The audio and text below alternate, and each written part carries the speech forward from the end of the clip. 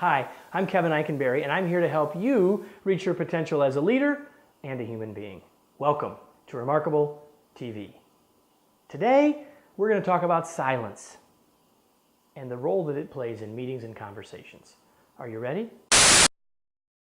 I recently read a quotation, one that I really like, from a gentleman named John Lord Morley, a British statesman from the late 1800s and early 1900s. And as you can read, here's the quote.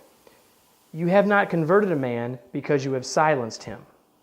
I agree, and I'll bet you do too. And yet in meetings everywhere, every day, in fact, in meetings somewhere in the world right now, as you're watching this, people aren't acting based on this premise. In fact, they're operating on an exactly opposite premise, that everyone's quiet, we must all be in agreement. Silence doesn't mean agreement. Silence just means silence.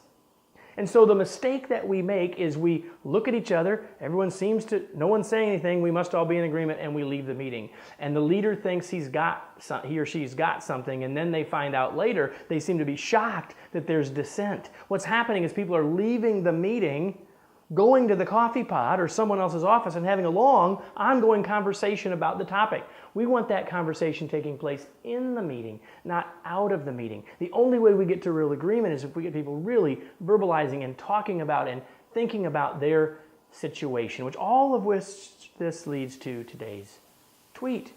Silence isn't agreement. Until you get people to verbalize their opinions, you don't know if you have agreement or not. This is just one of the many group dynamics issues that leaders need to learn how to manage. And many leaders never get there. They never think about group process and group dynamics lessons. They never learn those lessons. They never really become good facilitators. And you as a leader, I don't want you to make that mistake. And I don't want you as an organization to make that mistake with your leaders. If you really want to build highly successful leaders, highly productive leaders, and groups of people that get greater success over time, you need to build facilitation skills. Silence is an agreement, but I hope that you don't stay silent. If you liked this episode, what I want you to do? I want you to share it. So share it with your friends, share it with your neighbors, share it with your countrymen. And when you do that, they'll be happy, I'll be happy, and you'll get the reflected glory for doing that, and I'll appreciate it.